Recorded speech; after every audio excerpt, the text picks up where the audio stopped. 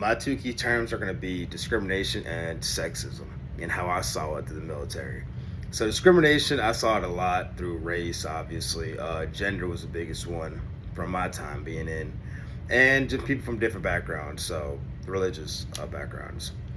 So with discrimination, it's very common, man, and I think people are still gonna be people. Obviously, in uniform, people were not allowed to blatantly be disrespectful, but conversations were had, and people have had some bad situations. I could say I've been racially profiled multiple times when I was in my units just because I didn't fit in. You know what I mean? But eventually, you find your groove, you find your people.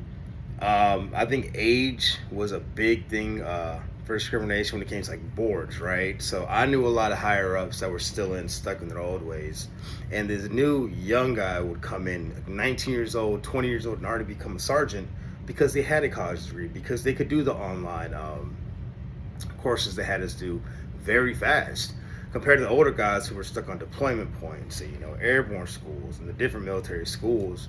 And everything's changed. Like, a lot of things have become online that this newer generation has a better grasp for, and the military is starting to adapt to, which allows the younger people with less like wartime experience, less actual experience in garrison, learning their jobs and know what they're supposed to do, become these leaders when they just have a college degree.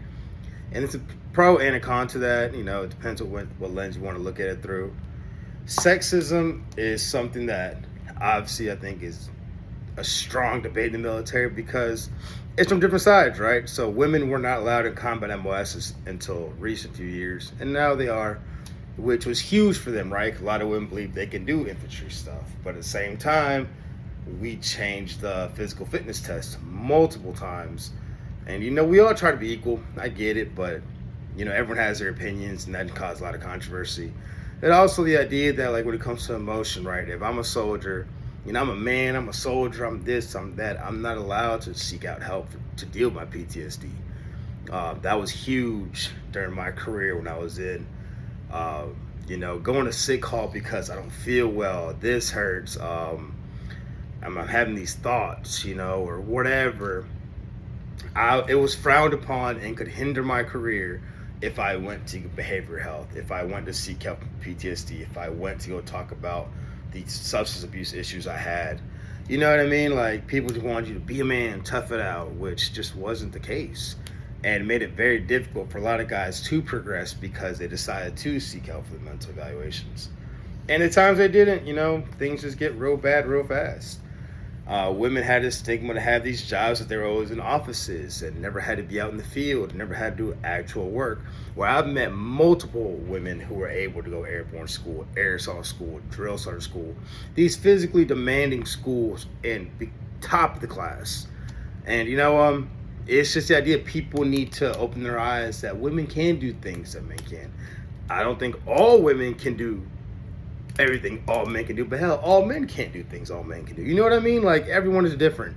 Everyone has a different drive. There's this master sergeant, soon to be sergeant major, Simmons, who I highly recommend you guys Google. She's an inspiration. Unfortunately, she has stage 4 cancer, which makes her story even more incredible of what she's accomplished. In 14 years, she graduated Sergeant Major Academy, and that's huge. People didn't do that nearly 20.